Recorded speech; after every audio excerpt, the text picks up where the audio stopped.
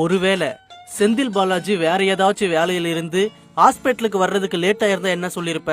செந்தில் பாலாஜால உடனே வர முடியாதா, லோக்கல் தானன்னு கேட்டிருப்பேன். விஜய் கேட்ட மாதிரியே அமராவதி ஆத்துப்பாலம் பக்கமே இடம் கொடுத்து அந்த இடத்துல அசம்பாவிதம் நடந்திருந்தா என்ன சொல்லுவ?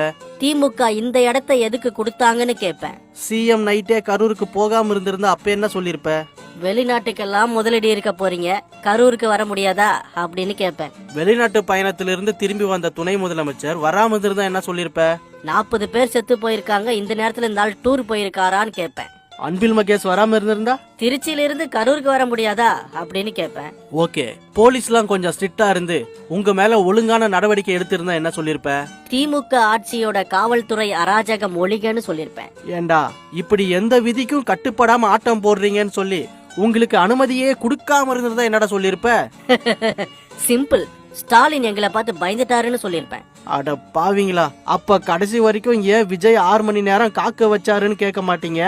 8:45க்கு நாமக்கல்ல பேசுறேன்னு சொல்லிட்டு 8:50க்கு தான் சென்னை விமான நிலையத்திலிருந்து கிளம்பியிருக்கான். அதை பத்தி யாரும் பேச மாட்டீங்க. இத்தனை பேர் செத்து போனதுக்கு அப்புறமா ஏன் என்னன்னே கேட்காம சென்னையில வீட்டுக்கு போய் அறிக்கை விட்டுட்டு இருக்கான் ஒருத்தன். அவனெல்லாம் யாரும் கேட்க மாட்டீங்களேடா.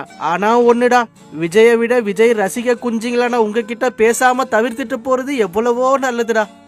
தற்கொலை